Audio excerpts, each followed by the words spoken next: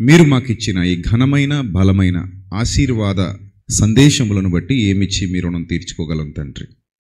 మీరు మాతో మాట్లాడండి, మా హృదయాలలో ఉన్న చీకటిని తొలగించండి, సమస్త విధములైన జ్ఞానాన్ని అనుగ్రహించండి.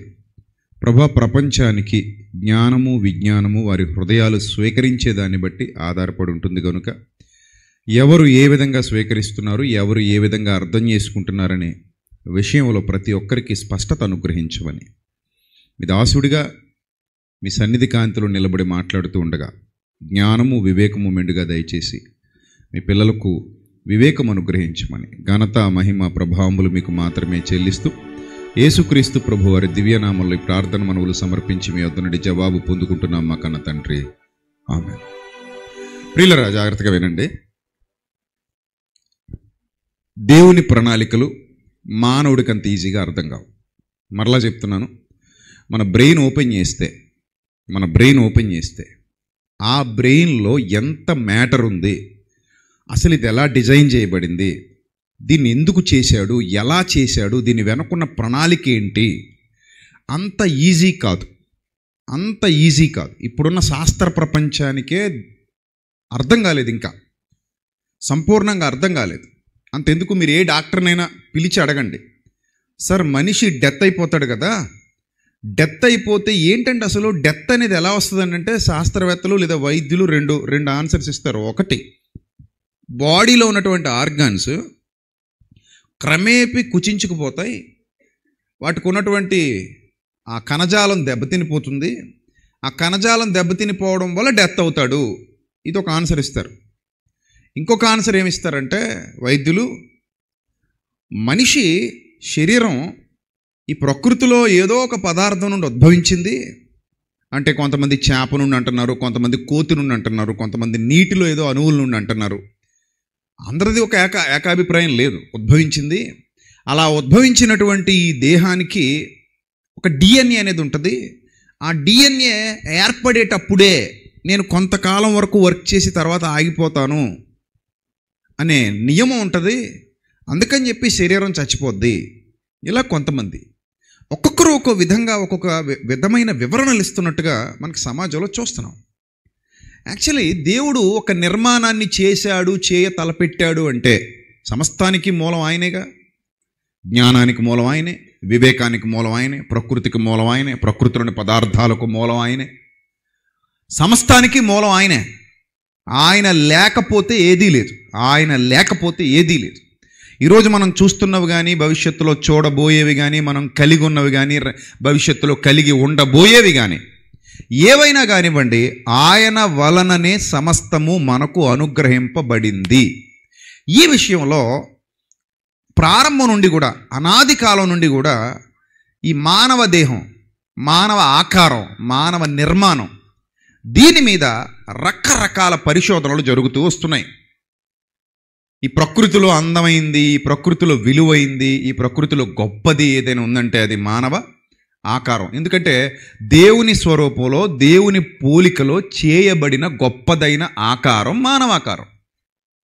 అవును, దీన్ని మించినటువంటిది ఇంకోటి లేదు. అందుకే ఈ ఆకారం ఈ భూమి మీద ఏలికగా ఉంది. ఆకాశ పక్షులు కానివ్వండి, భూచరములు కానివ్వండి, జలచరములు కానివ్వండి, జంతువులు కానివ్వండి, మృగములు కానివ్వండి, ప్రకృతిలో ఏదైనా మీరు తీసుకోండి మానవుడి క్రిందే ఉంటాయి. వాటిని కంట్రోల్ చేయాలన్నా, చంపేయాలన్నా, బంధించాలన్నా, ఏం చేయాలన్నా, ఎలా వాడుకోవాలన్నా మానవుడికి సర్వాధికారం ఉంది. ఈ సర్వాధికారం ఎందుకు వచ్చిందంటే మనిషి దేవుని పోలిక, దేవుని స్వరూపం. అన్నీ చేసినట్టుగా మాటతో కలిగించలేనట్టుగా మనకు అర్థమవుతుంది. మనం చదువుతుంటేనే మనకు అర్థమవుతుంది. అన్నీ చేసినట్టుగా మాటతో కలిగించలా. కలుగునుగాక అంటే కలిగినోడు కాదు మనిషి. కలుగునుగాక అంటే కలగలేదు స్త్రీ, కలుగునుగాక అంటే కలగలేదు పురుషుడు. ఈ రెండూ కూడా డిఫరెంట్గా కావాలని దేవుడు కోరి నేల మంటితో నరుని నిర్మించి అనే పదప్రయోగం చేయబడింది. ఏం చేయబడింది? నేల మంటితో నరుని నిర్మించి అంటే ఒక ఆకారాన్ని నిర్మించాడు. ఈ ఆకారాన్ని నిర్మించి దానికి ఒక ఆయుష్కాలం ఇచ్చాడు. ఈ ఆయుష్కాలం వరకు ఈ భూమి మీద ఉండాలని కోరుకున్నాడు. ఇది స్టార్టింగ్ ప్రాజెక్ట్. ఈ ఆయుష్కాలం పూర్తయ్యేంత వరకు మానవుడు ఈ భూమి మీద ఉంటున్నాడు. ఆ తర్వాత ఇక్కడ నుంచి వెళ్ళిపోతున్నాడు. ఇది నియమం. మనుష్యులు మృతి పొందవలెనని ఏమైంది నియమించబడింది, నిర్ణయించబడింది. కాబట్టి మనం ఏమనుకున్నా అవ్వదు. ఆయన నియమం చేసేసాడు. నువ్వు చనిపోవాలి, పుట్టాలి, చనిపోవాలి. పుట్టిన ప్రతివాడు గిట్టక తప్పదు. నియమం జరిగిపోయింది కాబట్టి ఆయన నియమానుసారంగా ఈ ప్రకృతి ధర్మం, శరీర ధర్మం నడుస్తూ ఉంటుంది, వెళ్ళిపోతాం. అయితే ఇక్కడ పాయింట్ ఏంటంటే, ఈ శరీరమును గూర్చి ప్రభు మాట్లాడుతూ ఏమంటాడంటే, ఈ దేహం అనేది ఏదైతే ఉందో, మానవుడికి అనుగ్రహింపబడినటువంటి ఈ దేహం అనేది ఏదైతే ఉందో, ఈ దేహం సామాన్యమైనది కాదు, చాలా గొప్పది. ఎంత గొప్పదంటే దేవుడే అవసరమైతే ఇందులో వచ్చి నివాసం ఉండే అంత గొప్పది అన్నాడు. మీకు అర్థమైందా? చేసేటప్పుడు ఎలా చేశాడట? ఒక మానవ దేహంలో సర్వోన్నతుడైన దేవుడు వచ్చి నివాసం ఉండడానికి ఆయనకంటూ ఒక స్పెషల్ రూమ్ ఏర్పాటు చేసుకునేంత గొప్పది. అందుకే మీ దేహము దేవుని ఆలయము, మీ దేహం దేవుని ఆలయం అని చెప్పబడేంత గొప్ప నిర్మాణాన్ని చేసి దానికి కొంత టైమే ఇచ్చి మట్టికి వదిలేస్తున్నాడు. మీకు అర్థం కావాలి, మట్టికి వదిలేస్తున్నాడు. ప్రారంభం నుండి అదే జరుగుతోంది. మన్నైనది వెనుకటి వలె మన్నైపోవును, ఆత్మ దాన్ని దయచేసిన దేవుని యొద్దకు మరలపోవును. ఇది జరుగుతోంది ప్రక్రియ. ఈ ప్రక్రియ జరుగుతున్నప్పుడు మీకు ఒక ఆలోచన రావాలి. నేలమంటితో నరుని నిర్మించాడు, ఆ నాసికారంధ్రాలలోనికి జీవవాయువును ఊత్తే నరుడు జీవాత్మ అయ్యాడు, అతని పక్కటెముకను తీసి మరలా స్త్రీనిగా చేశాడు. ఇంత గొప్ప ఆకారాన్ని చేసి ఈ ఆకారాన్ని ఉత్తినే దేనికి వదిలేస్తున్నాడు? మట్టికి వదిలేస్తున్నాడు. కొంతమంది ఏమో కాల్చి పడేస్తున్నారు, బూడిదైపోతుంది. కొంతమంది ఏమో కాల్చేస్తున్నారు, కొంతమంది ఏమో పెట్టెలో పెట్టి మట్టిలో పెట్టేస్తున్నారు, పురుగు తినేస్తుంది, అస్థిపంజరంగా మారిపోతున్నాం చివరికి. మరి ఇంత అందమైన ఆకారం, ఇంత గొప్ప ఆకారం, ఇంత వెలగలిగిన ఆకారం ఎందుకు పనికిరానిదిగా మట్టిలోకి వెళ్ళిపోవడం ఏంటి అంటే, ఇంత సింపుల్గా ఉన్న దానికోసం ఇంత పెద్దది చేయాలా? ఇంత సింపుల్గా అయిపోయే దానికోసం ఇంత ఆలోచన చేయాలా? ఇలాంటి దాంట్లో మరి దేవుడు ఉంటున్నాడంటే, ఇదే దేవాలయం అంటే గనక ఈ దేవాలయానికి విలువ లేకుండా పడేయడం ఏంటి? ఈ ఆలోచనలు మనకు వస్తాయి. కానీ దీని వెనక చాలా గొప్పదైనటువంటి రహస్యం దాగి ఉంది. చాలా గొప్పదైన ఆలోచన విధానం, దేవుని ఆలోచన విధానం దాగి ఉంది. నేటి క్రైస్తవ్యం అంత లోతుకి వెళ్ళలేదు. ఈరోజు క్రైస్తవ్యం ఎక్కడ దాకా వచ్చి ఆగిపోయిందంటే, ప్రభువుని నమ్ముకుంటే మా కుటుంబం బాగుంటుంది, మేం బాగుంటాం, మా పిల్లలు బాగుంటారు, బతికినంతకాలం హాయిగా బతుకుతాం, సుఖ సంతోషాలతో ఆయురారోగ్యాలతో హ్యాపీగా బ్రతుకుతాం. ఆయన ఎవరో అంటారు, ధన కనక వస్తు వాహన పుత్ర పౌత్రాభివృద్ధి, ఇహమున సుఖము పరమున ముక్తి, ఇవన్నీ లభించి హ్యాపీగా మనిషి బతకాలి, హ్యాపీగా జీవించాలి, అంతే. అయిపోయింది లైఫ్. ఇది మనిషికున్న ఆలోచన. పాటలు కూడా విన్నాం కదా, సత్తే ఏ గొడవ లేదు, సత్తే ఏ గోళ లేదని. చాలా రోజుల క్రిందట ఆ పాట బాగా కుర్రాళ్ళ నోళ్లలో నానేది. సత్తే ఏ గొడవ లేదట, సత్తే ఏ గోళ లేదట. ఏమైనా చూసి వచ్చావా? రాసినోడు చూసి వచ్చాడా? చేసినోడు చూసి వచ్చాడా? ఎవరు చూసి వచ్చారు? ఎవరు చూడలా. చెబితే ఆ మాట ఎవరు చెప్పాలి? సృష్టికర్త చెప్పాలి, సృష్టించిన వాడు చెప్పాలి. సృష్టించిన వాడు చెప్పలేదు అలాగా, మనిషి అనుకుంటున్నాడు అలాగా. చెత్తే ఏ గొడవ లేదని మనిషి అనుకుంటున్నాడు, కానీ సృష్టించిన వాడు అలాగా అనుకోవట్లా. సృష్టించిన వానికి కొన్ని ప్రణాళికలు ఉన్నాయి. ఇప్పుడు మీకు ఒక ఎగ్జాంపుల్ చెప్తాను. దేవుడు గొంగళి పురుగును చేశాడు, అవునా? స్క్రీన్ మీద మీరు గొంగళి పురుగును చూద్దురు. దేవుడు ఏం చేశాడు? గొంగళి పురుగును చేశాడా లేదా? సృష్టిలో ఇట్స్ ఎ క్రీచర్. ఏమండి? చేశాడు. అదే నమ్ముతున్నాం మనం. దేవుడు చేశాడని మనం నాస్తికులం కాదు కదా. నాస్తికుడు అయితే కోతు నుంచి పుట్టాడు అంటాడు, చేప నుంచి పుట్టాడు అంటాడు, దాని అంతటా అదే పుట్టింది అంటాడు, దాని అంతటా అదే వచ్చింది అంటాడు, దాని అంతటా అదే మొలిచింది అంటాడు, ఏదో చెప్తాడు. ఒకరోజు ఒక నాస్తికుడు మాట్లాడుతూ అన్నాడు, ఈ సృష్టి దాని అంతటా అదే వచ్చిందండి అన్నాడు. ఈ సృష్టి దాని అంతటా అదే వచ్చింది అన్నాడు. అప్పుడు నేను అన్నాను, మీరు కూడా మీ అంతటా మీరే వచ్చారా అన్నాను. మీరు కూడా మీ అంతటా మీరే వచ్చారా? మీ మమ్మీ డాడీ కనలేదా మిమ్మల్ని? మీ అంతటా మీరు వచ్చేసారా? అలా వెనక్కి వెళ్ళిపోతే ఏంటి పరిస్థితి? వెనక్కి వెళ్ళిపోతే ఏంటి పరిస్థితి? మూలం అనేది ఒకటి ఉండాలి. ప్రతి దానికి పునాది ఉంటుంది, ప్రతి దానికి మూలం ఉంటుంది. మూలం లేకుండా ఈ ప్రకృతిలో ఏది రాదు. ఇప్పుడు చూడండి, మీరు గొంగళ పురుగు చూస్తున్నారు స్క్రీన్ మీద. ఈ గొంగళ పురుగు డిజైనింగ్ చూడండి. ఈ గొంగళ పురుగు డిజైన్ మీకు ఒక అందమైన ఇల్లు చూపిస్తాను ఇప్పుడు స్క్రీన్ మీద. ఒక అందమైన ఇల్లు, అది అలా చూస్తూ ఉండండి. ఒక అందమైన ఇల్లు చూపిస్తాను. ఇప్పుడు పాయింట్ ఏంటంటే ఈ ఈ ఈ గొంగళ పురుగు జూమ్ చేయి, కొంచెం జూమ్ చేయి. ఈ గొంగళ పురుగు ఏదైతే ఉందో ఇంకొంచెం ఇటు జరుపు, ఇటువైపుకి. రైట్. ఇప్పుడు ఈ గొంగళ పురుగు ఏదైతే ఉందో దానికి ఆ నూగు, ఆ వెంట్రుకలు, ఆ కలర్, కొన్ని ఇంకో కలర్లు ఉంటాయి, బ్లాక్గా ఉంటాయి. ఈ కలర్ ఈ విధంగా ఇది ఉండాలి అని డిజైనింగ్ ఎవరు చేశారు? ఎస్, డిజైన్ అంటారు దీన్ని. ఫస్ట్ ఏదైనా ఒకటి సృష్టించటానికి ముందు దాన్ని ఏం చేస్తారు? డిజైన్ చేస్తారు. లైక్ కారు ఇంకా బయటికి రిలీజ్ అవ్వకముందే కారుకు ఒక డిజైనింగ్ ఉంటుంది. అలాగే ఇల్లు చెప్పాను కదా మీకు, ఇల్లు చూపిస్తారు ఇప్పుడు స్క్రీన్ మీద చూడండి. మీరు ఒక అందమైన ఇల్లు చూస్తారు మీరు ఇప్పుడు. ఈ ఇల్లు ఒక డిజైనర్. ఇంటికి కూడా ఎవరుంటారు? డిజైనర్. అలాగే ఒక ఇంజనీర్ ఉంటాడు, ఒక డిజైనర్ ఉంటాడు. అదిగో ఒక అందమైన ఇల్లును అలా డిజైన్ చేసి కట్టాడు. దానికి స్విమ్మింగ్ పూల్ ఎట్టా ఉండాలి, దానికి మెట్లు ఎటు నుంచి రావాలి, స్టెయిర్ కేస్ ఎలా ఉండాలి, లోపల ఒక అంతస్తు నుంచి ఇంకొక అంతస్తుకు వెళ్ళడానికి లోపల మెట్లు ఎలా పెట్టాలి, లోపల ఆ ఆర్కిటెక్ట్ ప్లాన్ చేస్తాడు లోపల ఏ విధంగా అలంకరించాలి, ఇంటీరియర్ డిజైన్ ఎలా చేయాలి, మొత్తం అంతా కూడా ముందు పేపర్ మీద పెడతారు. పేపర్ మీద పెట్టి దాన్ని ఒక రూపాన్ని తీసుకొచ్చిన తర్వాత అప్పుడు నిర్మాణం మొదలుపెట్టి పేపర్ మీద పెట్టిన దాని ప్రకారంగానే నిర్మాణాన్ని ఏం చేస్తారు? పూర్తి చేస్తారు. రైట్. ఇప్పుడు గొంగళ పురుగు దగ్గరికి వెళ్దాం. గొంగళ పురుగు నిర్మాణం అలా డిజైన్ చేయబడింది. ఎలాగా? మీరు చూస్తున్న విధంగా గొంగళ పురుగు నిర్మాణం డిజైన్ చేయబడింది. అంతే, డిజైన్ చెయ్యబడింది. అయిపోయింది అక్కడితో. నెక్స్ట్ ఒక ప్రాసెస్ ఉంది. ఈ ప్రకృతిలో జరుగుతున్న నియమాలను చూపిస్తున్నాను మీకు. నెక్స్ట్ ఒక ప్రాసెస్ ఉంది. మీరు గొప్పవాళ్ళ, గొంగళ పురుగు గొప్పదా? నాకు ఒక మాట చెప్పండి, గట్టి చెప్పండి. మీరే గొప్ప, ఫిక్సా?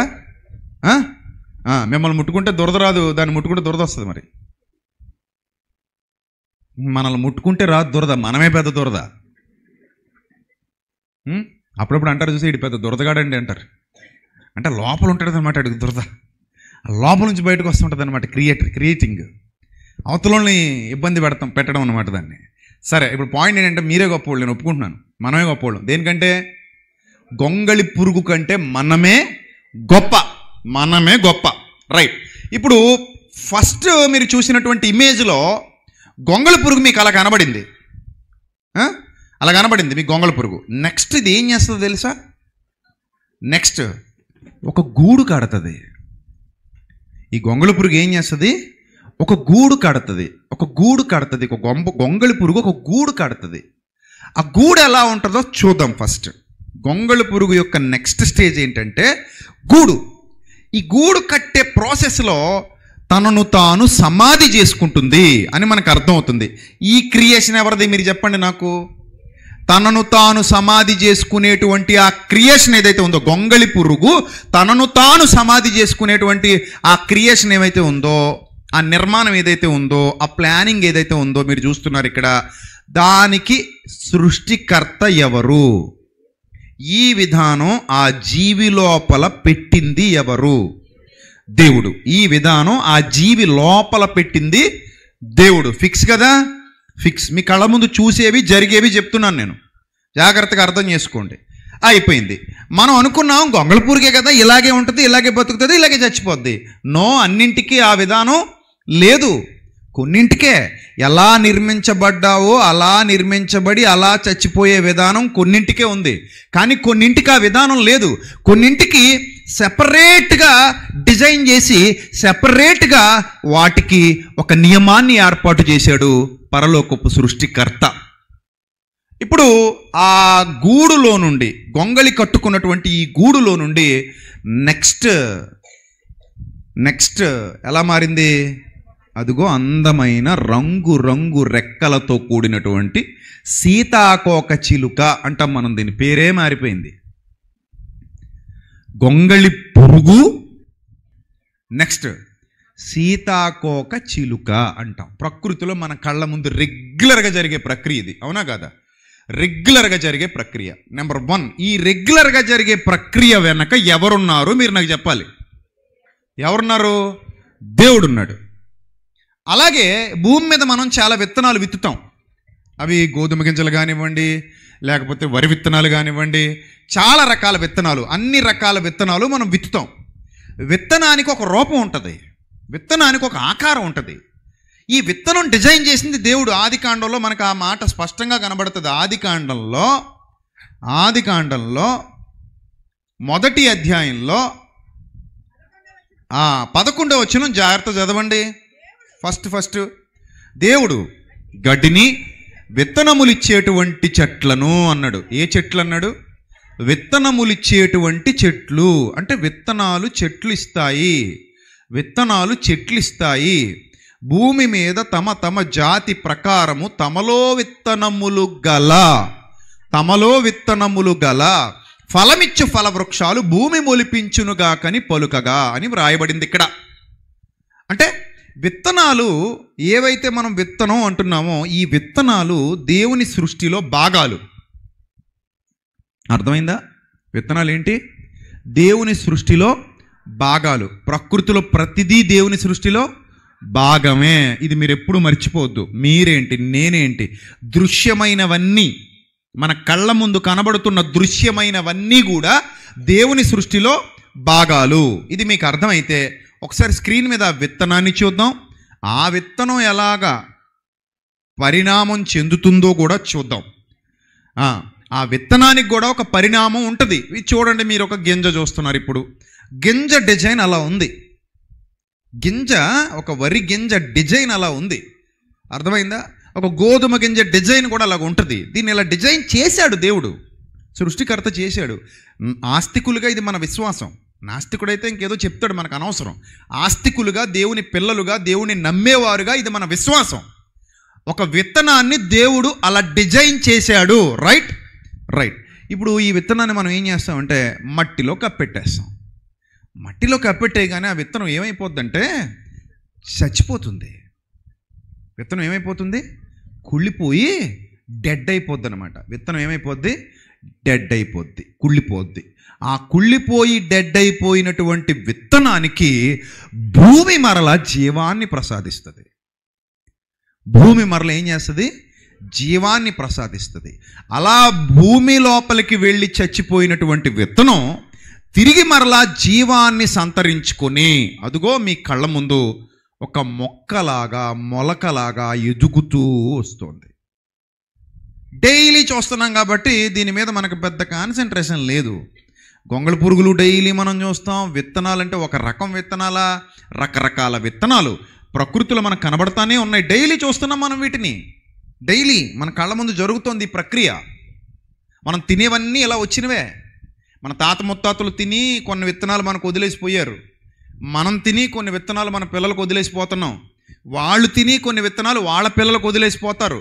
ఇలాగ మన పూర్వీకుల నుండి వాళ్ళు తిని కొన్ని విత్తనాలు వదిలేసిపోతుంటే అవి తింటూ మనం బతుకుతూ మనం తర్వాతి తరాలకు ఆ విత్తనాలు వదిలేసి వెళ్ళిపోతున్నాం.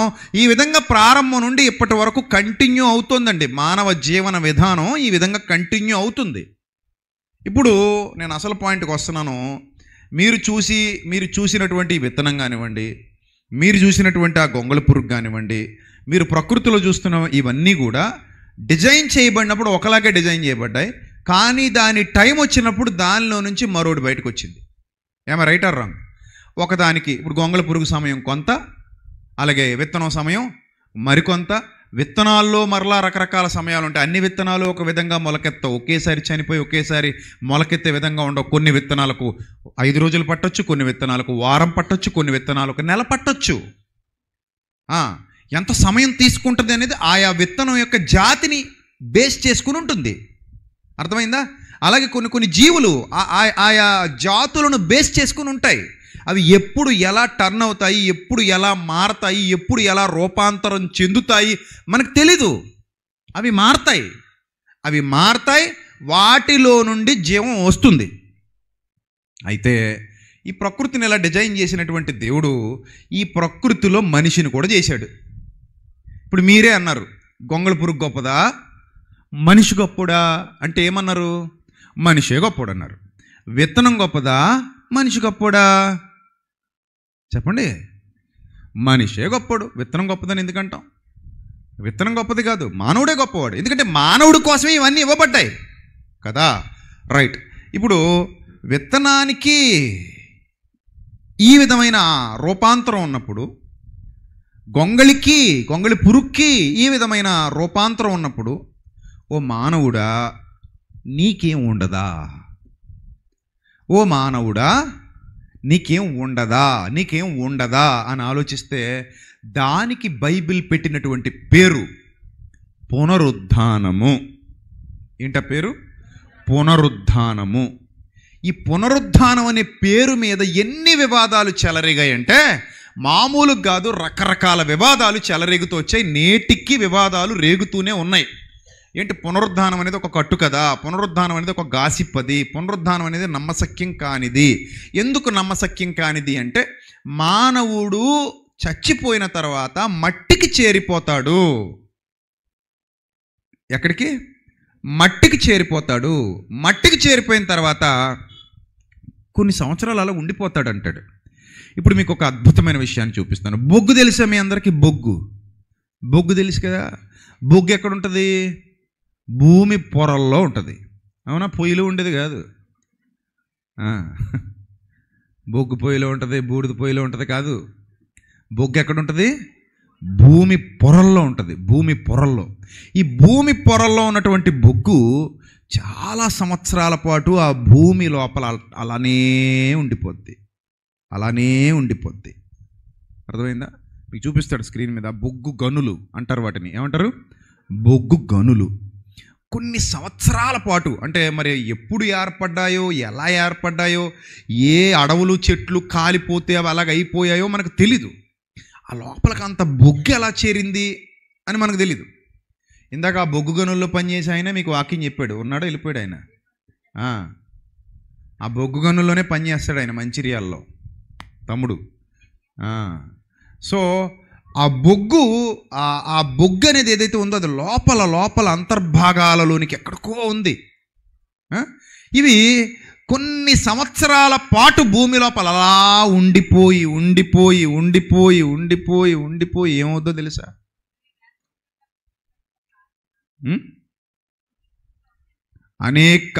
కొన్ని వందల సెంటిగ్రేడ్ డిగ్రీల ఉష్ణోగ్రత అనుకుంటాను. ఎంత 1000 అది? 2000 సారీ. ఆ సెంటిగ్రేడ్ ఉష్ణోగ్రతలో అది అలా లోపల ఉండిపోయి ఏమైపోయింది అనుకుంటున్నారు? చివరికి ఏమైపోయింది? చాలా ఒత్తిడికి గురైన తర్వాత ఏమైంది? ఎలా మారింది? వజ్రం అయింది. అదిగో దాని ప్రాసెస్ చూపిస్తున్నాడు మీకు స్క్రీన్ మీద. అలా ఒత్తిడికి గురై అంత ఉష్ణోగ్రతలో బొగ్గు ఏమైంది చెప్పండి? వజ్రం అయ్యిందండి. వజ్రం చూడండి. ఇప్పుడు బొగ్గు ఏమైంది? వజ్రం అయింది. ఈ నియమాన్ని ఏర్పాటు చేసింది ఎవరు? ఎన్ని రోజులు పట్టింది? కొన్ని మిలియన్ సంవత్సరాలు పడుతుంది. అంత ఈజీగా ఈరోజు అయితే మా ఇంటి దగ్గర బొగ్గు ఉందండి పొయ్యిలో, ఏం చేద్దామండి, కప్పెట్టేద్దాం అనేది అలా కప్పెట్టేసి ఆ బొగ్గు అది ఆ వజ్రం అదే. అసలు సంబంధం ఉందా రెండింటికి? మీరు చెప్పండి నాకు. తర్వాత మాడుకుందాం మిగిలిన విషయాలు తర్వాత మాడుకుందాం. ఆ రెండింటికి ఏమైనా సంబంధం ఉందా అసలు?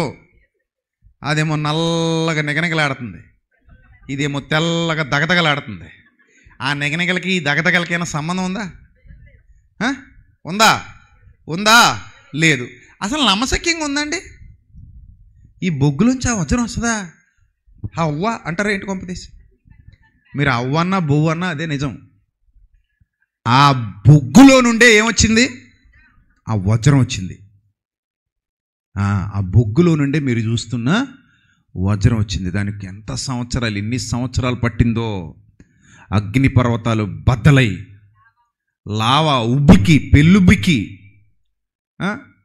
అందులో కాలిపోయి, ఆ భూమి అంతర్భాగాల లోపలికి ఆ బొగ్గు వెళ్ళిపోయి, భూమి అంతర్భాగాల లోపలికి వెళ్ళిపోయి అక్కడ ఎన్ని సంవత్సరాలు మగ్గి మగ్గి మగ్గి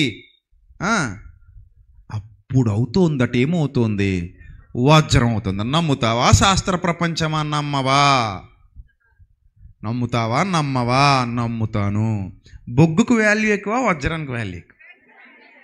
దేనికి వాల్యూ ఎక్కువ? బొగ్గు ఎవడో స్మగ్లింగ్ చేయడు, వజ్రాల స్మగ్లింగ్, వజ్రాల వ్యాపారి విలువ ఎక్కువ. చూడండి, అదిగో చాలా ప్రాసెస్ సైంటిఫిక్ ప్రాసెస్ అంతా చూపిస్తున్నాడు మీకు స్క్రీన్ మీద. బొగ్గు ఎలా వజ్రంగా మారద్దని. కింద ఉన్నాయి చూడండి వజ్రాలు. కింద ఉన్నాయా? డౌన్లో జూమ్ చేయనా అన్న. అదిగో వజ్రాలు ఎక్కడున్నాయి? అబ్బో భూమి పొరల లోపల లోపల లోపల లోపల ఉన్నాయి. అవి ఎక్కడో అంతర్భాగంలో ఉన్నాయి. కానీ ఆ ప్రాసెస్ జరగడానికి చాలా సుదీర్ఘకాలం పట్టింది. అంత సుదీర్ఘకాలం పడితే బొగ్గు డైమండ్ అయింది. That is the process.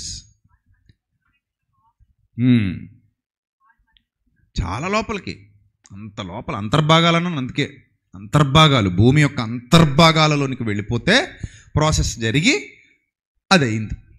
దీని వెనక ఎవరున్నారు చెప్పండి నాకు. గట్టిగా చెప్పాలమ్మా, గట్టిగా, ఇంకా గట్టిగా. అంతే, మన నుంచి వచ్చే ఆన్సర్ అదే. ఒక ఆస్తికుడు ఇదే ఆన్సర్ చెప్తాడు, నాస్తికుడు ఏదో చెప్తాడు, మనకు అనవసరం. నాస్తికుడు చెప్పే ఆన్సర్స్తో మనకు సంబంధం లేదు. దేవుడిని నమ్మని వాడు చెప్పే ఆన్సర్స్తో మనకు సంబంధం లేదు. అతను ఏదైనా చెప్తాడు, దేవుడిని నమ్మడు కాబట్టి. కానీ నేను ఒక ఆస్తికుడిగా, దేవుడిని నమ్మే వ్యక్తిగా, దేవుడు ఉన్నాడని నమ్ముతున్న వ్యక్తిగా నేను చెబుతాను, ఈ ప్రాసెస్ అంతా ఏర్పాటు చేసింది దేవుడు. దేవుడు లేకపోతే ఈ ప్రాసెస్ లేదు. దేవుని చిత్తం లేకపోతే ఈ ప్రాసెస్ లేదు. దేవుని అనుమతి లేకుండా అది జరగదు. దేవుని ప్రణాళిక లేకుండా అది జరగదు. ఈ దేవుని ప్రణాళిక మానవాళికి ఏదో పాఠాన్ని నేర్పించటానికి ఏర్పాటు చెయ్యబడింది. అది కావాలి మనకి. ఇప్పుడు 3 ఎగ్జాంపుల్స్ ఇచ్చాను నేను మీకు. ఎన్ని ఎగ్జాంపుల్స్ ఇచ్చాను? 3 ఎగ్జాంపుల్స్ ఇచ్చాను మీకు. అందులో ఒకటి గొంగళి పురుగు గురించి చెప్పాను, రెండోది విత్తనం గురించి చెప్పాను, మూడోది బొగ్గు గురించి చెప్పాను. మూడింటికి ప్రకృతితో సంబంధం ఉంది. ప్రకృతిలో జరుగుతున్న ఈ ప్రాసెస్ మనం నమ్ముతున్నాం. ఎస్, ఈ ప్రాసెస్ మనం నమ్ముతున్నాం. ఇంకా కావాలి మాకు అంటే ఇంకోటి కూడా చెప్తాను. ఎందుకు వదిలేడు? నాకు తెలిసినంత వరకు ఇన్ఫర్మేషన్స్ ఇచ్చేసి అప్పుడు మిమ్మల్ని సబ్జెక్ట్లోకి ఇంకా లోతుగా తీసుకెళ్తాను. ఈ భౌతిక యేసుప్రభు వారి యోహాను సువార్త 3వ అధ్యాయంలో క్వశ్చన్ చెప్తారు. మీకు ముత్యాల గురించి కూడా చెప్తాను. ఇప్పుడు ముత్యానికి పూర్వరూపం ఏంటి, ముత్యం ఎలా తయారవుతుంది, అది కూడా చెప్తాను మీకు. ఇప్పుడు దానికి ముందు ఒక వచనం చూడండి. యోహాను సువార్త 3వ అధ్యాయము. యోహాను సువార్త 3వ అధ్యాయము 13వ వచనం. ఆ ముత్యానికి సంబంధించిన ప్రాసెస్ చూసే ముందు ఈ వచనం చదవండి.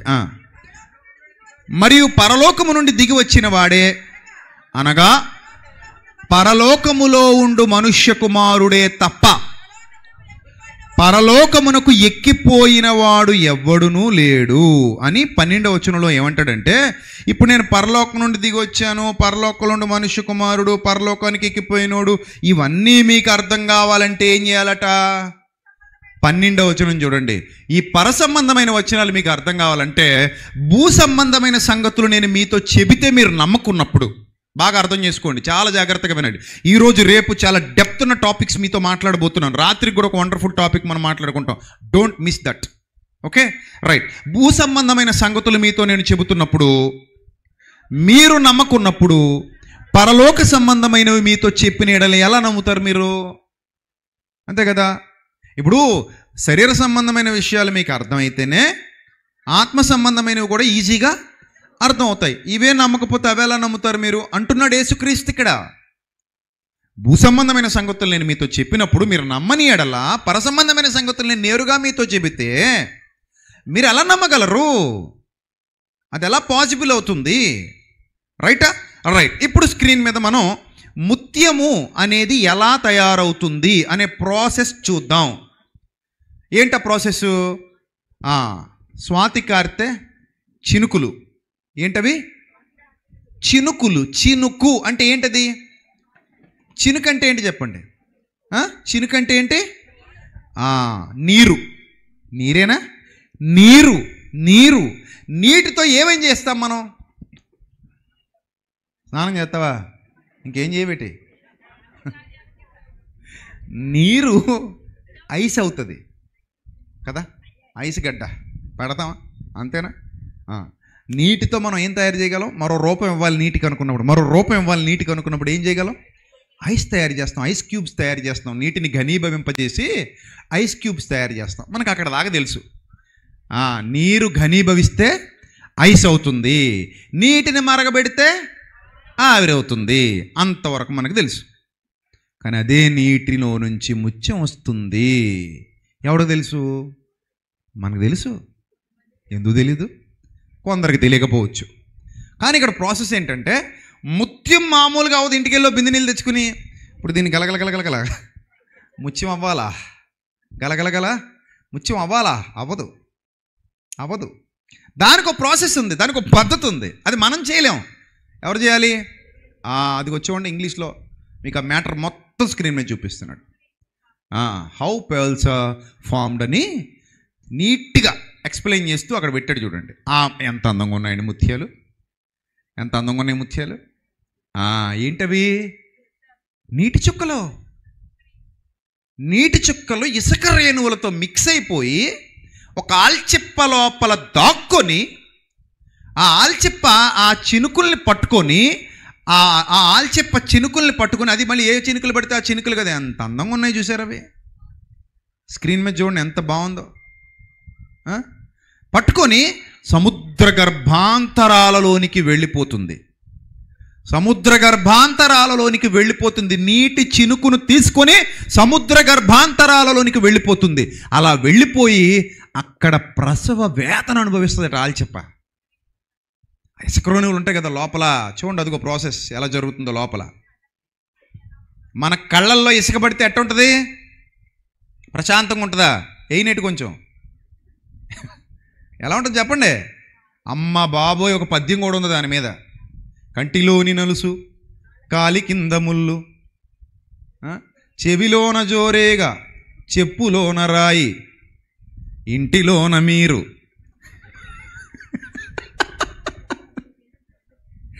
మీరంటే మళ్ళీ మా ఆవిడే బాధపడిపోద్దాము. మీరంటే మీరు కాదు, ఎవరు తీసుకుంటే వాళ్ళు. అందరూ నేటే. మీరు మంచోళ్ళు, నాకు తెలుసు. అసలు మీ అంత మంచోళ్ళు ఇక్కడ ఉండనే ఉండరు. ఎక్కడంటే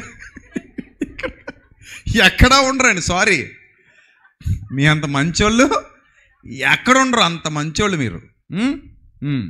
సో చూడండి, అదిగో చూడండి ఎంత బాగుంది అది. ఆ ముత్యాల ప్రాసెస్ చూడండి ఎంత బాగుందో. ఆల్చిప్ప లోపల ముత్యాల డిజైన్ చూడండి. ఆ కంట్లో నలుసులు పడితే, కంట్లో ఇసుక పడితే ఎంత వేదన, బాధ, దుఃఖం అనుభవిస్తామో అంతకంటే కొన్ని రెట్లు వేదన, దుఃఖం ఆ జీవి అనుభవిస్తుంది. చినుకును తీసుకెళ్ళి తన లోపల చినుకు, ఆ స్వాతి కార్తె చినుకులు తన లోపల పడ్డప్పుడు, ఆ ఇసుకతో అది మిక్స్ అయినప్పుడు ఆ జీవి అంత వేదన అనుభవించి సముద్ర గర్భాంతరాలలోనికి వెళ్ళిపోయి కొంత సమయం అలా ఉండిపోయి చివరికి ముత్యాలనిచ్చి చచ్చిపోతుంది. ఏమిస్తుంది? ముత్యాలని ఇస్తుంది. దేన్ని తీసుకెళ్ళి ఇస్తుంది? ముత్యాలు. ఎంత బాగుంటాయి ముత్యాలు. కొంతమంది ముత్యాల హారాలు వేసుకుంటుంటారు. కొన్ని షాపుల్లో అమ్ముతాడు ముత్యాలు ఒరిజినల్. మన రోడ్ల మీద మామూలుగా దొరికే కాదు అవి, మామూలు అవి ఆటలతో తయారు చేస్తారు. ఏదో మెటీరియల్తో తయారు చేసింది కాదు అది. ఒరిజినల్ ముత్యాలకు డిమాండ్ ఎక్కువ. ఒరిజినల్ వజ్రానికి కూడా డిమాండ్ ఎక్కువ. ఆ ముత్యం అసలు ఆ ప్రాసెస్ మాంసంలో తయారవుతుందండి. ముత్యం మాంసంలో తయారవుతుంది. ఆ చచ్చిపోయాక మీరు మామిడికాయలు గీసేస్తుంటారు ఎండాకాలంలో తొక్కుడు పచ్చడి పెట్టడానికి. ఆలు చెప్పక చిన్న కన్నం ఏంటి, మా చిన్నప్పుడు చేసేవారు అది. మా అమ్మ మా పెద్దమ్మ వీళ్ళందరూ చేసేవారు చిన్నప్పుడు. సక్సక్సకలాడించేవారు అది పట్టుకొని. మాగాయ పచ్చడి, ఆవకాయకేమో అది ఉపయోగపడదులే. మాగాయ పచ్చడి పట్టడానికి ఏం చేస్తారు, తొక్కలు దిక్కుతారు. ఈ ఆలు చెప్పని అలా ఉపయోగించేవారు. అన్ని రకాలుగా ఉపయోగపడుతుంది మా తల్లి. లోపలికి వెళ్ళి ఆ ప్రాసెస్ చేసి ఆ ముత్యాలు బయటకి ఇస్తుంటే అది తెచ్చుకొని మామూలు సాదాసీదా నీరు ఏమైందమ్మా, అందరూ గుండెల మీద ధరించే, అందరూ మెడ మీద ధరించే అందమైన శోభాయమాయమైన గొప్పదైన వెలగల ముత్యములు. బైబిల్లో కూడా ముత్యముల ప్రస్తావన ఉందిగా, చాలా చోట్ల ఉందా. పందులు ఎదుట చల్లొద్దు అంటాడు వాటిని. పందులు ఎదుట దాన్ని ఏమంటాడు, చల్లకండ్ర నాయన, అది చాలా విలువైంది. చూడండి మెడకి ఎంత అందం వచ్చిందో. సెమినార్ అయ్యాక తీసుకెళ్ళి కొనిపించుకోండి పండక్కే. ఒరిజినల్లే మళ్ళీ అయితే అనపత్తి మార్కెట్లో కొనేస్తారు. మరి బాగున్నాయి కదా, ఎంత బాగున్నాయి చూడండి. సో ఇంత అందమైన ముత్యం బయటికి రావాలంటే ఒక జీవి ఎంత ప్రసవ వేదన పడాలి, ఎంత టైం టేకింగు, ఎంత లోపలికి పోవాలి, చివరికి చచ్చిపోవాలి. అప్పుడు అందులో నుంచి ఏమొచ్చింది, ముత్యం వచ్చింది. ఇదండి ప్రకృతిలో ప్రాసెస్. ఇంకా చెప్పడానికి చాలా ఉన్నాయి కానీ సరిపోతాయి అనుకుంటున్నాను మీరు సరిపెట్టుకుంటే. మెయిన్ మ్యాటర్లోకి వెళ్ళాలిగా. సరిపోతాయా ఉదాహరణలు? ఇవి ఎవరు కాదనలేని సత్యాలేగా. నేను ఏమైనా కట్టుకథలు చెప్పానా? అలా కాదండి. ప్రసాద్ రెడ్డి గారు శుభ్రంగా పెన్ను పేపర్ తీసుకుని ఏదో బొమ్మలు వేసేసి మాకు తెలియని విషయాలు ఆ బొమ్మలు స్క్రీన్ల మీద వేసేసి చూపించేసి మమ్మల్ని మాయ చేసేసాడండి అంటారా? లేకపోతే కల్పనా కథలో కట్టుకథలు చెప్పేసాడండి అంటారా? అలాంటివి ఏమి లేవుగా. ఒరిజినల్స్ నిజంగా ప్రకృతిలో నా తండ్రి మన తండ్రి ఏర్పాటు చేసిన నియమాన్ని మీ కళ్ళ ముందుకు తీసుకొచ్చాను. ఇది నియమం, ప్రకృతి నియమం. దీన్ని ఎవడూ కాదనలేడు. ఈ నియమం మన తండ్రి వలన ఏర్పాటైతే ఇప్పుడు మనం వరుసగా అడుగుతాను, ముత్యం గొప్పదా నువ్వు గొప్పదానివా? ముత్యం గొప్పదా నువ్వు గొప్పదానివా? నువ్వే, నో డౌట్. అందుకే అది ముత్యము కంటే గుణవతియగు భార్య ఏంటది? అందరూ చెప్పేకండి, మీరు అందరూ గుణవతులేలండి. ఒక గుణవతి చెప్పండి. ఎంతమంది గుణవతులు ఒకేసారి మాట్లాడుతుంటే వినడానికి బాగాలేదు. ఎంత గుణవతులైనా అందరూ మాట్లాడేలాగా. ఆమె మంచి ముత్యము కంటే, అబ్బా ముత్యము కంటే ఏంటట, అమూల్యము. అంటే అది మూల్యమే, ఆఫ్టర్ ఆల్ మూల్యమే. మీరు అమూల్యాలు, వెరీ ప్రీషియస్ అని, వెరీ ప్రీషియస్. మూల్యం అమూల్యం. మీరు అమూల్యమైన ముత్యాలు, అమూల్యమైన ఆనిముత్యాలు. సో అంటే మీ ముత్యం కంటే మీరు గొప్పోళ్ళు, గొంగళ పురుగు కంటే మీరే గొప్పోళ్ళు. ఇంకేంటి, బొగ్గు కంటే వజ్రం కంటే మీరే గొప్పోళ్ళు. విత్తనం కంటే కూడా మీరే గొప్ప, మనమే గొప్ప. అరే ఇన్ని ప్రాసెస్లు ప్రకృతిలో ఉండి మనం చూసాం. ఇప్పుడు మన దగ్గరకు వద్దాం. దేవుడు నేల మంటితో నరుని నిర్మించి,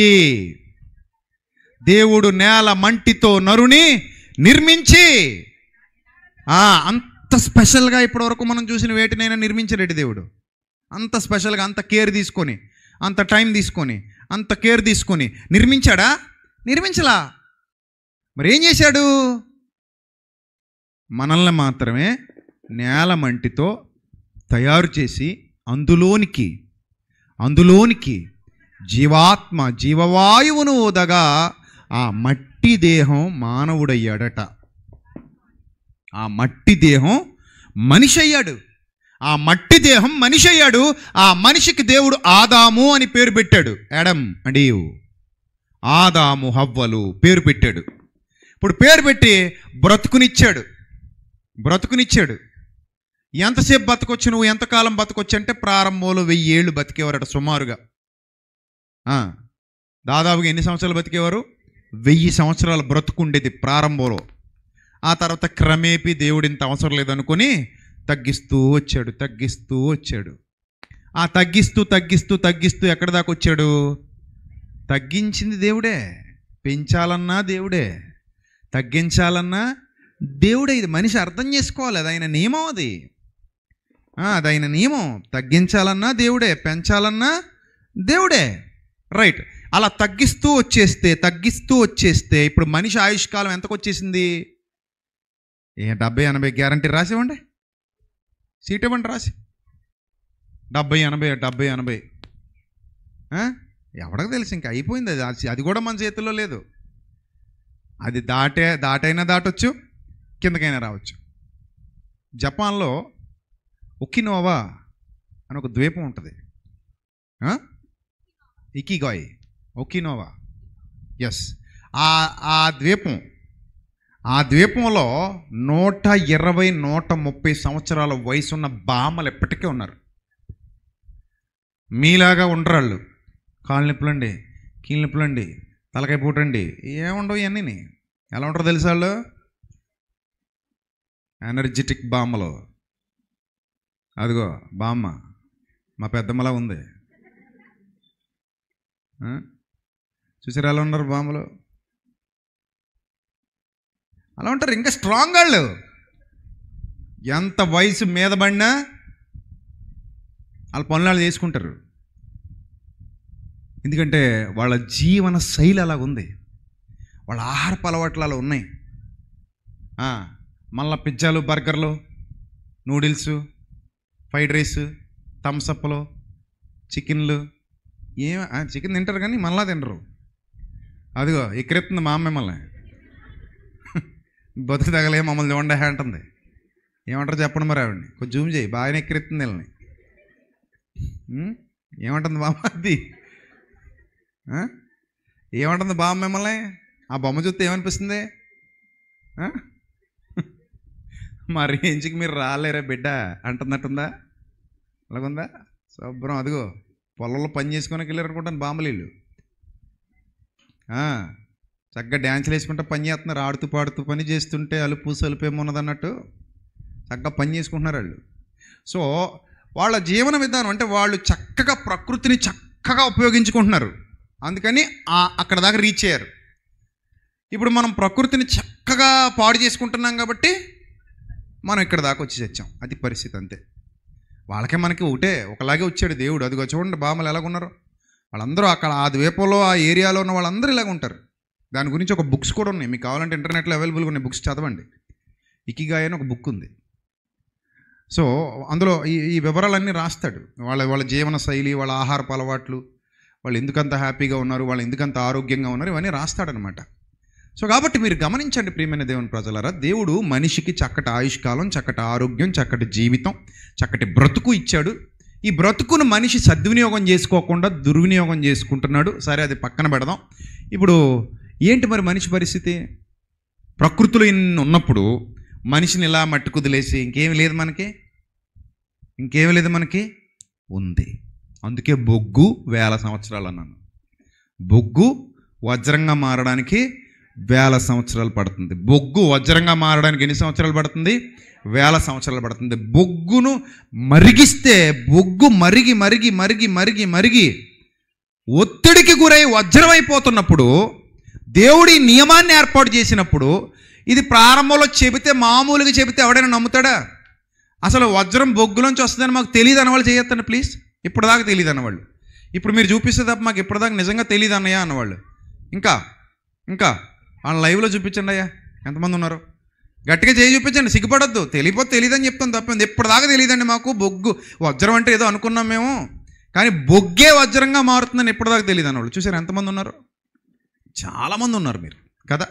అంటే ఇప్పుడు నేను మామూలుగా మీకు ప్రూఫ్లు చూపించి చెప్పాను కాబట్టి మీరు నమ్ముతున్నారు, అవునా? ప్రూఫ్ చూపిస్తే ఏం చేశారు? నమ్మారు. ప్రూఫ్ చూపించకపోతే చాలామంది ఏం చేయరు? నమ్మరు. బొగ్గు వజ్రం వెళ్ళవయ్యా అంటారు. దానికి ఇంకేమైనా సంబంధం ఉంది? ఆ మెటీరియల్ ఏంటి, ఈ మెటీరియల్ ఏంటి? ఈ మెటీరియల్ ఎంత బాగుంది, దగదగలాడుతుంది. ఆ మెటీరియల్ ఏమైనా పొడి పొడి అయిపోయి చెత్తగా ఉంది, నల్లగా ఉంది, బట్టలు పాడైపోతే ఇది వేసుకుంటే, ఇది అంటుకుంటేనే బట్టలు పాడైపోతే. అసలు మెటీరియల్ ఎక్కడైనా సంబంధం ఉందండి రెండింటికి? మళ్ళీసారి ఇమేజ్ అయ్యి ఇదేమో బట్టలు పాడైపోయేది, ముట్టుకుంటే నల్లగైపోతాయి. కొత్త బట్టలు తెల్ల చొక్క వేసుకొచ్చి కానీ ఇలా అనుకున్నామంటే అయిపోయింది అంతే. అదే వజ్రం అయితే అసలు తెల్ల చొక్కా మీద దగదగలాడిపోద్ది. అది ధరించుకుంటే ఆ రిచ్నెస్ వేరు. వజ్రం ధరించారంటే అమ్మో బాగా కాస్ట్లీ, అందరూ వజ్రాలు వేసుకోలేరు. చాలా చాలా ఇదైతేనే వజ్రం.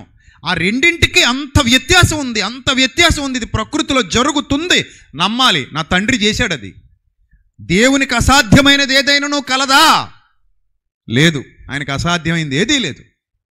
ఆయన ప్రాసెస్ కరెక్ట్గా చేస్తే ఎంత అద్భుతంగా ఉంటుంది అని మనకి ప్రూఫ్తో సహా కనబడింది కదా. ఇప్పుడు ఒక అద్భుతమైన ప్రూఫ్ ఇవ్వబోతున్నాను, జాగ్రత్తగా చూడండి. ముగించుకుందాం. ఇంకెలాగా మధ్యాహ్నం కూడా మళ్ళీ క్లాసే అంటున్నారు కదా మీరు. మధ్యాహ్నం కూడా క్లాసులో ఇంకా లోతైన విషయాలు మాట్లాడుకుందాం భోజనం చేసేసి. ఈరోజు లేట్ అవ్వదు, కంగారు పడకండి. రాత్రికి కూడా మిమ్మల్ని తొందరగానే పంపిస్తాను. నేను తొందరగా టైం తీసుకుంటాను. రేపు కూడా, ఈరోజు రేపు కూడా వచ్చేవాళ్ళు మాట్లాడేవాళ్ళు అందరూ కూడా టైంకి వచ్చేలాగా ప్లాన్ చేసాం. సో ఎట్టి పరిస్థితుల్లో మీకు షుగర్ పెరగదు, మా మీద బీపీ పెరగదు. అర్థమైంది? రెండో మాట ఏమర్థమైంది? అదని బీపీ పెరగదంటే లోపల అనుకుంటారేమో అని మా మీద అన్నాను, అందుకే. రైటా? రైట్. ఒక అద్భుతమైన విషయాన్ని చూద్దాం. కొరింథీయులకు రాసినటువంటి మొదటి పత్రిక, కొరింథీయులకు రాసినటువంటి మొదటి పత్రిక 15వ అధ్యాయము. కొరింథీయులకు రాసిన మొదటి పత్రిక 15వ అధ్యాయము 12వ వచనం నుంచి చూద్దాం. పాయింట్ జాగ్రత్తగా వినాలి. కొరింథీయులకు రాసిన మొదటి పత్రిక 15వ అధ్యాయము 12వ వచనం.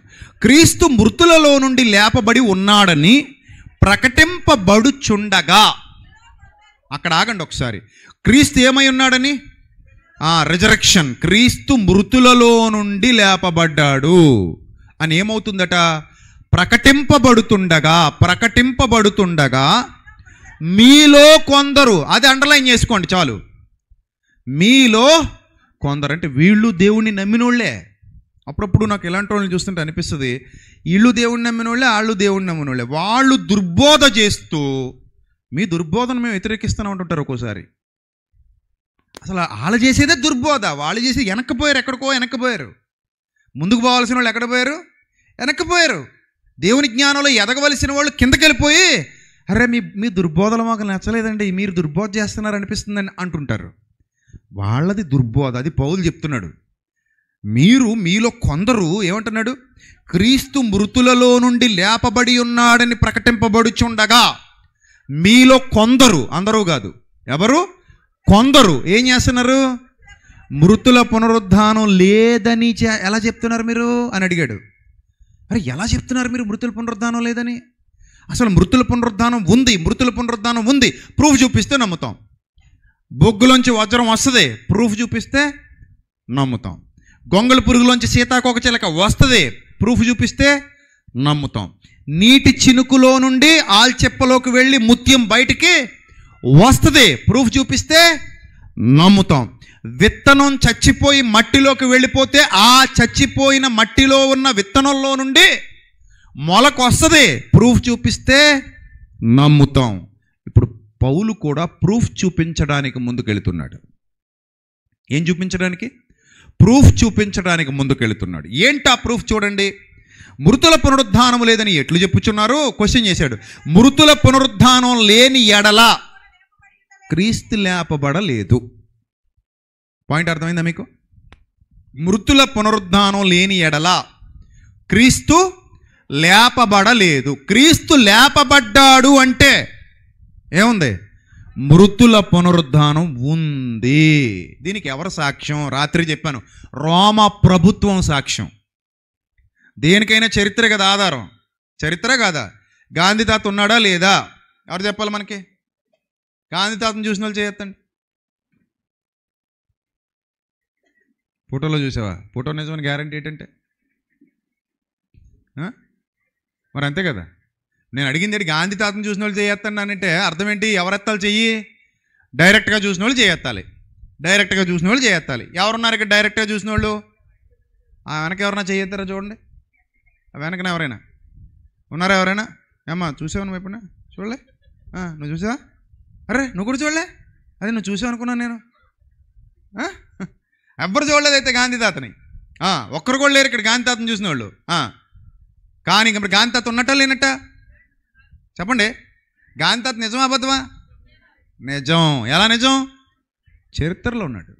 మన ముందు చరిత్రలో దగ్గరలో ఉన్నాడు. మన చరిత్రలో మనకున్న చరిత్రలో కొంచెం దగ్గరలో ఉన్నాడు.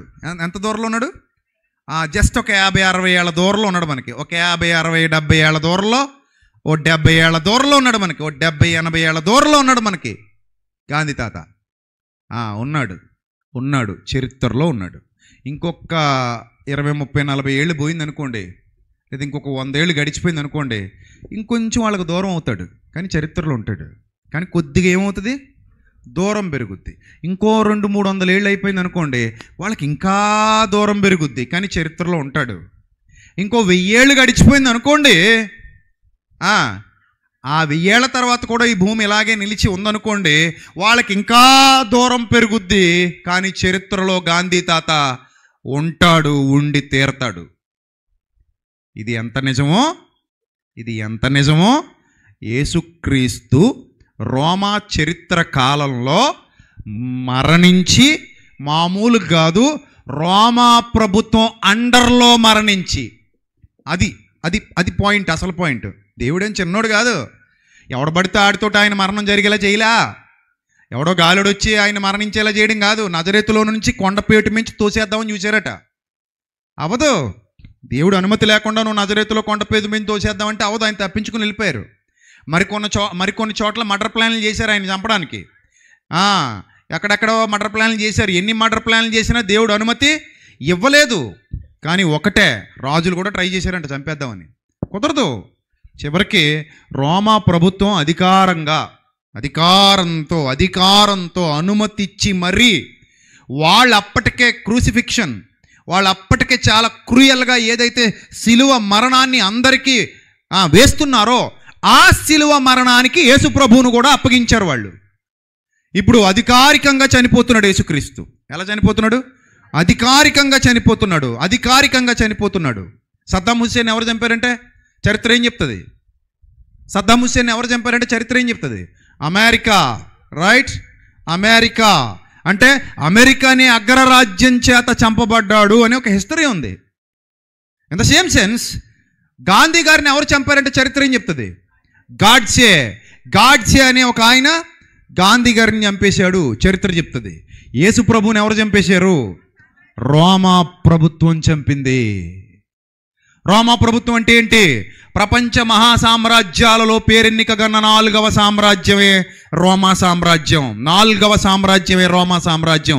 ఆ 4వ సామ్రాజ్యం క్రింద చంపబడిన వారు ప్రభువైన యేసుక్రీస్తు వారు. అది చరిత్ర. రైట్? ఈ తర్వాత ఊరికే అవలా, ఈ చరిత్ర ఊరికే ముగిసిపోలా. ఆయన చనిపోయిన తర్వాత ప్రధాన యాజకులు, పెద్దలు, ఆ అధికారుల దగ్గరికి వెళ్ళి, బాబు ఆ వంచకుడు సజీవుడై ఉండగా నేను చనిపోయి 3వ దినాన తిరిగి లేస్తానని మాకు సెలవిచ్చాడు.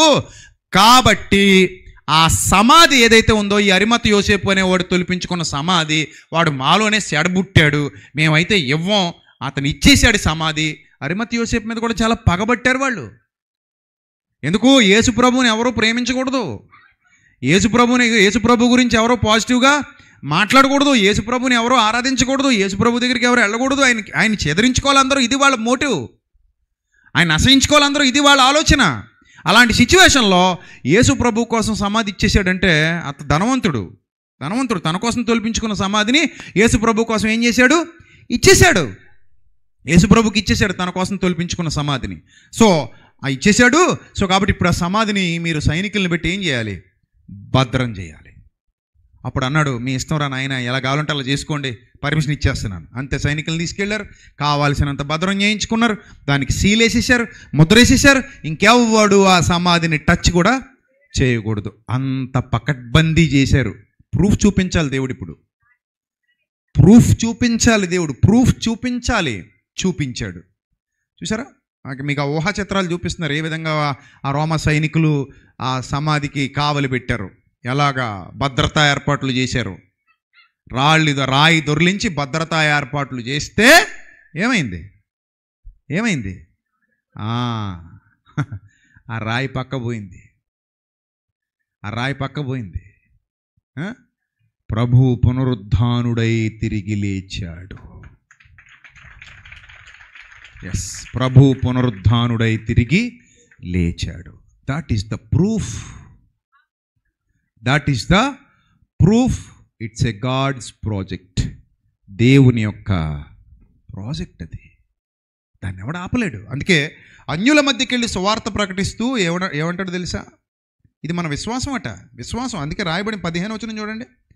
ఇక్కడ కొరింథీయులకు రాసిన మొదటి పత్రిక 15:14. ఇది మరియు క్రీస్తు లేపబడి ఉండని ఎడలా, అరే మేము చేసే సువార్త వ్యర్థం కదా, మా సువార్త వల్ల ఉపయోగం లేదు, మీ విశ్వాసం కూడా వేస్ట్ అంటాడు. అప్పుడు మా సువార్త వ్యర్థమే, మీ విశ్వాసం వ్యర్థమే. యేసుప్రభు లేచి ఉండకపోతే, యేసుప్రభు లేవలేదని ఎవడైనా అంటే మా సువార్త వ్యర్థమే, మీ విశ్వాసము వ్యర్థమే. యేసు లేచాడు సజీవుడై 3వ దినమున విత్ ప్రూఫ్స్. ఏంటి? With proofs. ప్రూఫ్లతో చూపించాడు దేవుడు.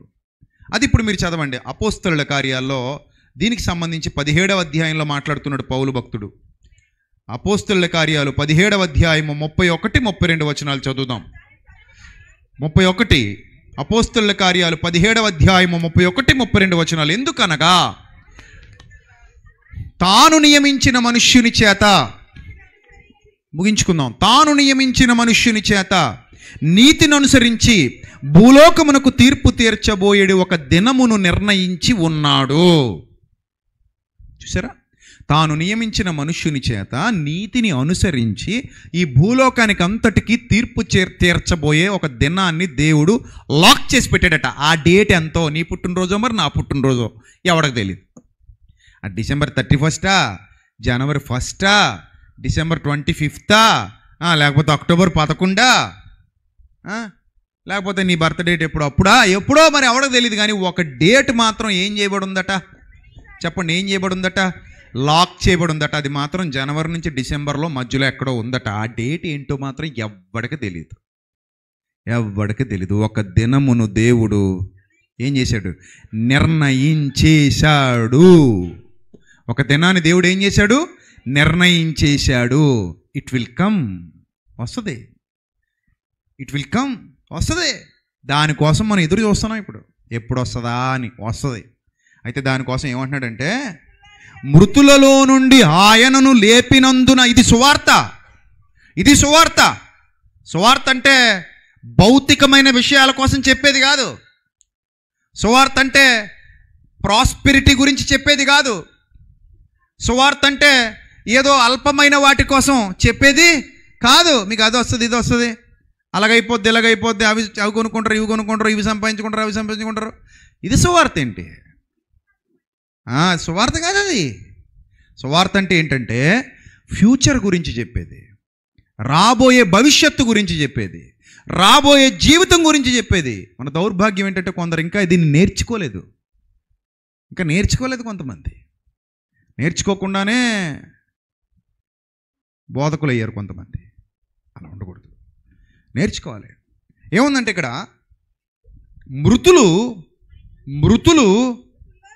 మృతులలో నుండి ఆయనను లేపినందున, మృతులలో నుండి ఆయనను లేపినందున ఇట్స్ ఎ గాడ్స్ ప్రాజెక్ట్. దేవుని యొక్క ప్రణాళిక, ఆయన ప్రాజెక్ట్ ఇది. మృతులలో నుండి ఆయనను లేపినందున దీని నమ్ముటకు అందరికీ ఆధారం కలుగజేసేటట. ప్రియమైన దేవుని సంఘమా వినండి, దీన్ని నమ్మటానికి అందరికీ ఆధారం కలిగించాడు. అందుకే మిమ్మల్ని అడిగాను, చరిత్రలో గాంధీ తాత ఉన్నాడని నమ్ముతున్నారా లేదా? నమ్ముతున్నాం. రోమా చరిత్రలో యేసు ప్రభు మరణించాడు, నమ్ముతున్నావా లేదా? నమ్ముతున్నాం. నమ్మితే మనం నమ్మాల్సిన మరొక అద్భుతమైన విషయం ఏమిటంటే, మృతులకు పునరుద్ధానం ఉంది. బొగ్గు వజ్రం అవుతుంది. చెప్పండి, అందరూ చెప్పండి గట్టిగా, ఇంకా గట్టిగా చెప్పండి. నీరు ముత్యం అవుతుంది. చెప్పండి, మళ్ళీ చెప్పండి. గొంగళి సీతాకోక చిలుక అవుతుంది. చెప్పండి, మళ్ళీ చెప్పండి. విత్తనం వృక్షం అవుతుంది. మన శరీరం మహిమదేహంగా మారబోతుంది. ఇది దేవుని నియమం. ఇది ఎవడు కాదనలేని సత్యం. But wait and see. Wait and see. బొగ్గులో నుండి వజ్రాన్ని తీసుకొచ్చినవాడు, చచ్చిన విత్తనంలో నుండి మహావృక్షాన్ని తీసుకొచ్చినవాడు, నీటి చుక్కలో నుండి ముత్యాన్ని తీసుకొచ్చినవాడు, గొంగళి పురుగులో నుండి సీతాకోక చిలుకను తీసుకొచ్చినవాడు మట్టి దేహంలో నుండి మహాదేహాన్ని తీసుకొని రాబోతున్నాడు. ఇది ఖచ్చితమైన సువార్త, సత్య సువార్త, ప్రపంచానికి వినబడవలసిన సువార్త. దీని నమ్ముటకు అందరికీ ఆధారం కలుగజేశాడు. ఆయన పేరే యేసుక్రీస్తు.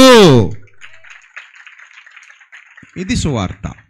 సో దానికి సంబంధించి ఒక పాట రాశాను. ఇప్పుడు వింటారా, మధ్యాహ్నం వింటారా? వినేసి వెళ్ళిపోతారా? స్క్రీన్ మీద ప్లే చేసేయండి అన్న, వినేసి వెళ్ళిపోతారు. ఈలోగా మనం ప్రార్థన చేసుకుందాం. చిన్న ప్రార్థన. ఎందుకంటే పాట అయ్యాక ప్రార్థన చేద్దాం. మళ్ళీ ఇలా భోజనాలు కాడ కూర్చుంటే మీకు లేట్ అయిపోద్ది. రైట్, ప్లే చేయండి.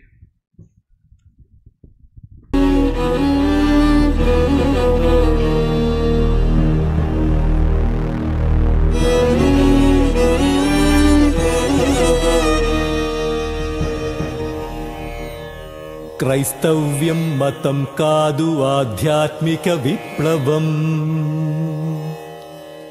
క్రీస్తు యేసు వ్యక్తి కాదు, మహాశక్తి స్వరూపం. మతమే కాదు అతని బోధహితమని, అజ్ఞానపు చీకట్లను తొలగించే దీపమని, భవిష్యత్ జ్ఞానము తెలిపిన భాగ్యమని, సువార్తలు దాగియున్న స్వాస్థ్యమని. నది ఒడ్డున మలినముంటే నీటిని నిందిస్తారా? క్రైస్తవ్యములో చీడ పడితే ప్రభువును ద్వేషిస్తారా? ఎవరు నమ్మినా నమ్మకున్నా సత్యమిదే, నిత్యమిదే, జరగబోవు వాస్తవం ఇదే. మట్టి కట్టే ఎదుర్కొనే పరమ భవిత ప్రవచనం ఇదే.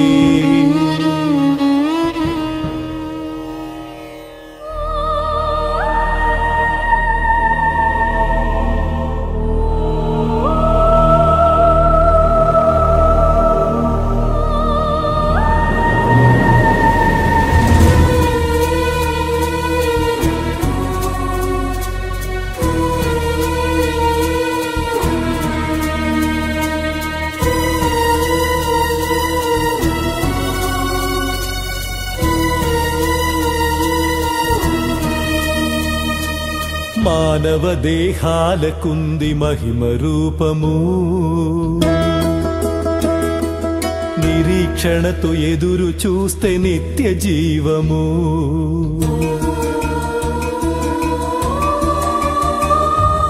మానవ దేహాలకుంది మహిమ రూపము, నిరీక్షణతో ఎదురు చూస్తే నిత్య జీవము. మానవ దేహాలకుంది మహిమ రూపము, నిరీక్షణతో ఎదురు చూస్తే నిత్య జీవము. కళ్ళ ముందు కనబడేది శిథిలమైపోయినా, కనిపించని దేహముంది నీ కొరకై పరమున. మానవ దేహాలకుంది మహిమ రూపము, నిరీక్షణతో ఎదురు చూస్తే నిత్య జీవము.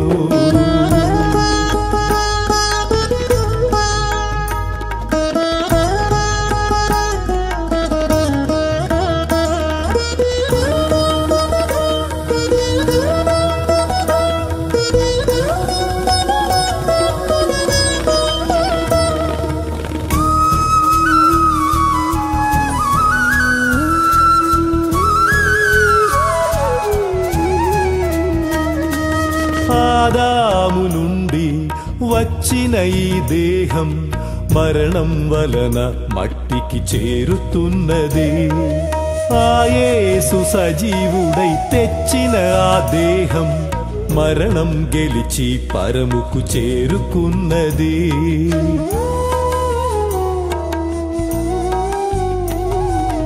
ఆదాము నుండి వచ్చిన ఈ దేహం మరణం వలన మట్టికి చేరుతున్నది. ఆ యేసు సజీవుడై తెచ్చిన ఆ దేహం మరణం గెలిచి పరముకు చేరుకున్నది. దృశ్యమైనవన్నీ అనిత్యం అశాశ్వతం, అదృశ్యమైనవే కలకాలం నీ వశం. దృశ్యమైనవన్నీ అనిత్యం అశాశ్వతం, అదృశ్యమైనవే కలకాలం నీ వశం. కడబూర మ్రోగగనే కనురేప్ప పాటులోనే తెరువబడును సమాధులు, తిరిగి బ్రతుకుతారు మృతులు. మానవ దేహాలకుంది మహిమ రూపము, నిరీక్షణతో ఎదురు చూస్తే నిత్య జీవము.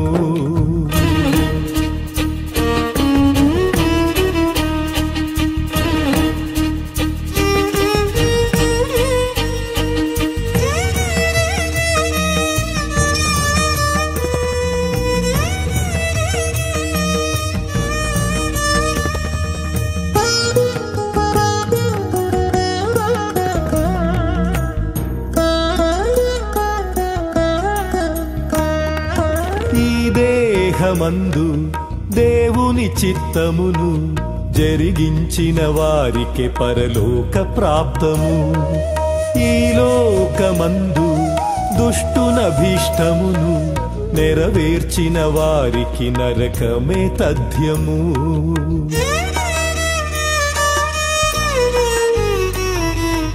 ఈ దేహమందు దేవుని చిత్తమును జరిగించిన వారికి పరలోక ప్రాప్తము.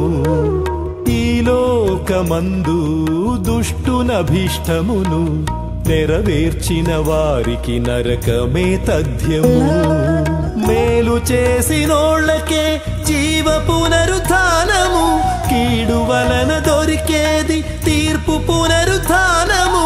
మేలు చేసినోళ్ళకే జీవ పునరుత్థానము, కీడు వలన దొరికేది తీర్పు పునరుత్థానము. క్షయమైనది విత్తబడి అక్షయముగా లేపబడి మారుతుంది ఆకారం, మహిమ దేహ సాకారం. మానవ దేహాలకుంది మహిమ రూపము, నిరీక్షణతో ఎదురు చూస్తే నిత్య జీవము. మానవ దేహాలకుంది మహిమ రూపము, నిరీక్షణతో ఎదురు చూస్తే నిత్య జీవము. కళ్ళ ముందు కనబడేది శిథిలమై పోయినా,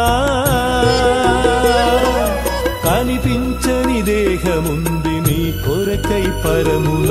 మానవ దేహాలకుంది మహిమ రూపము, నిరీక్షణతో ఎదురు చూస్తే నిత్య జీవము.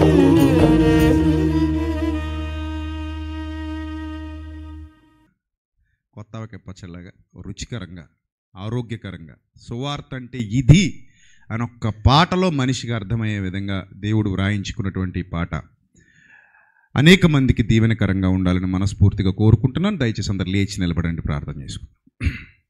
మధ్యాహ్నం త్వరగా మళ్ళీ కలుసుకుందాం. మీకు ఈరోజు చాలా ఎక్కువ సమయం ఇవ్వబడుతుంది, దాదాపు 35 నిమిషాలు. మరి ఏం చేసుకుంటారో తెలియదు.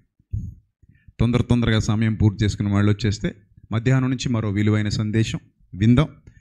తలలు వంచండి, ప్రార్థిద్దాం. మహాపరిశుద్ధుడైన మా కన్న తండ్రి, మహోన్నతుడ, దయగల దేవ, కృపగల ప్రభువ, మీ పవిత్ర నామానికి స్తుతులు స్తోత్రాలు చెల్లిస్తున్నాం. పిల్లల్ని దీవించండి, ఆశీర్వదించండి. అనేక ప్రాంతాల నుండి తరలి వచ్చిన శేష జనవాహిని తండ్రి, వారి హృదయాలలో మీ మాటలు విత్తుతున్నారు. మీ కుమారుని ద్వారా ఎంత గొప్ప సత్యాన్ని స్థాపించారో, లోతైన జ్ఞాన సంగతులు, మరుగైన సంగతులు, మర్మమై ఉన్న సంగతులు తండ్రి మాకు బయలుపరిచారు. తండ్రి, తరాలలో యుగాలలో మరుగైన సంగతులు సంఘానికి బయలుపరిచి, సంఘము ద్వారా మీ యొక్క నానా విధమైన జ్ఞానం ఇప్పుడు తెలియబడవాలని ఉద్దేశించి ప్రభా, మీరు మా కొరకు ఇచ్చినటువంటి ఆ అమూల్యమైన జ్ఞాన సంపద అపోస్తలుల ద్వారా మాకు దొరికింది. ఈరోజు మేము దాన్ని నేర్చుకుని బలపరచబడి స్థిరపరచబడి అనేకుల్ని బలపరుస్తూ ఉండగా మీ సహాయం అనుగ్రహించండి. ఈ లోకం అశాశ్వతమని, రాబోయే లోకం శాశ్వతమని, ఈ లోకంలో ఉన్న వాటి కొరకు కాక పైనున్న వాటి కొరకు మేము ఎదురు చూడాలని, ఈ పందెపు రంగమందు ఓపికతో పరిగెత్తాలని మీ పిల్లలందరికీ నేర్పించండి తండ్రి. వారి హృదయ వాంఛలు నెరవేర్చండి. ఎవరైతే వ్యాధి బాధలలో ఉన్నారో, ఎవరైతే శోధనల్లో ఉన్నారో, ఎవరైతే సమస్యలలో ఉన్నారో, ఇక్కడికి వచ్చి తండ్రి మీ యందు సత్యవాక్యమందు స్థిరులుగా నిలబడి ప్రభా మీ సహాయం కొరకు కనిపెడుతున్నారు. వారికి మీరు వాగ్దానం చేశారు, నా నీతిని నా రాజ్యాన్ని మొదట వెతకండి, అవన్నీ మీకు అనుగ్రహింపబడతాయని చెప్పారు. మీరు అన్నట్టుగానే మీ పిల్లలు ఆ వెతికేవారుగా ఉన్నప్పుడు తప్పకుండా వారి హృదయ వాంఛలు నెరవేర్చి, వారి వ్యాధుల నుండి విడిపించి, వారి బాధల నుండి విడిపించి, వారి అస్వస్థతల నుండి విడిపించి, శక్తితో బలముతో నింపి నిత్యజీవ మార్గంలో నడిపించండి తండ్రి. మీ కృప, మీ కాపుదల ఎల్లప్పుడూ బిడ్డలందరికీ తోడుగా ఉంచమని, ఇక్కడ ఉన్నటువంటి ప్రతి కుమారుణ్ణి, ప్రతి కుమార్తెను జ్ఞాపకం చేసుకుని మీ యొక్క సన్నిధి కాంతి వారి మీద ప్రకాశింపజేసి మీ సన్నిధాన వర్తనలుగా నిలువబెట్టమని వేడుకుంటున్నాం. ఈ నూతన సంవత్సరంలో మీ పిల్లలను నూతన ఆశీర్వాదాలతో నింపండి ప్రభా. ఇప్పుడు భోజనాన్ని వడ్డిస్తున్నవారు, పరిచర్య చేస్తున్నవారు, వంటలు చేస్తున్నవారు, కష్టపడుతున్న పిల్లలందరినీ దీవించండి. అలాగే ఇక్కడున్న పిల్లలందరికీ ప్రభా చక్కటి ఆరోగ్యాన్ని అనుగ్రహించండి. మరల మధ్యాహ్న కాల సమయంలో మేమంతా కూడుకొని మీ మహాజ్ఞానపు వెలుగులను గురించి ఆలోచించుటకు జ్ఞాన వివేకములు దయచేయమని యేసుక్రీస్తు వారి శ్రేష్ఠ నామంలో ఈ ప్రార్థన మనవులు సమర్పించి మీ వద్ద నుండి జవాబు పొందుకుంటున్నాం మా కన్న తండ్రి, ఆమేన్. మన తండ్రి అయిన దేవుని ప్రేమ, కుమారుడు మన రక్షకుడైన క్రీస్తు వారి శాశ్వతమైన కృప, మనందరి ఆదరణకర్త అయిన పరిశుద్ధాత్మని అన్యోన్య సహవాసం కూడిన మనకు, లోకంలో ఆయనను ప్రేమిస్తూ ఆయన కొరకు యథార్థంగా బ్రతుకుతున్న ప్రియులకు పిల్లలందరికీ ఇప్పుడు ఎల్లప్పుడూ సదాకాలము తోడుగా ఉండి నడిపించునుగాక, ఆమేన్. అందరికీ వందనాలు. మే లార్డ్ బ్లెస్ యు. త్వరగా భోంచేసి వచ్చేయండి. Thank you.